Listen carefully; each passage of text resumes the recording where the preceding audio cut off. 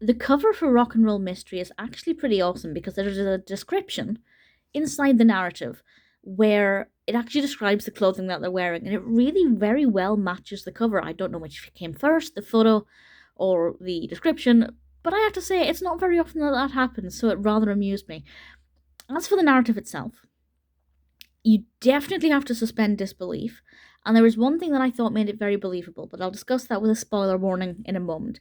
But Mary Kate and Ashley go undercover as a rock band because this famous rock band are having pranks pulled on them, but they're getting quite dangerous, and it's possible that the band are going to split up because obviously this is getting quite serious and it's risking their lives.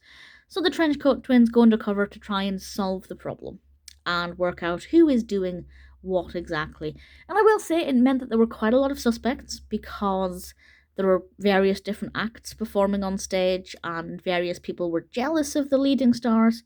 So there were a lot of people who it could have been, and I didn't work it out. I really didn't.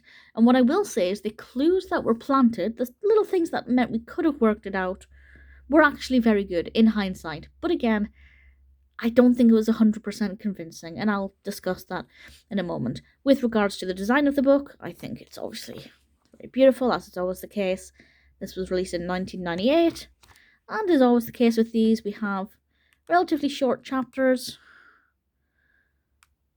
decent writing size. In the vocabulary, it's fairly good for the target audience of about 8 to 12 years old. I'm 30, we'll ignore that fact. I'm a big Mary Kate and Ashley fan. So, spoiler from now. The thing that made it unbelievable, I'm about to say who was doing it. So the person who were pulling these pranks were the bandmates' best friends. And the bandmates' best friends were big baseball players. And they had good motive. One of the band members was actually also playing baseball with them, and they wanted them to have more time. But one of the clues was the click, click, clacking of footwear on hard floor. And obviously that's their cleats. But even I know that you don't wear shoes with cleats when you're off of the grass. At least not for any length of time. Not to the point where you'd go from the baseball field to whichever vehicle, driving to the venue. You still wouldn't have those shoes on at that point. Because you'd destroy the floor, you'd destroy your boots as well. So I kind of thought, okay, I can see why they put that clue in there, but at the same time, that wouldn't happen.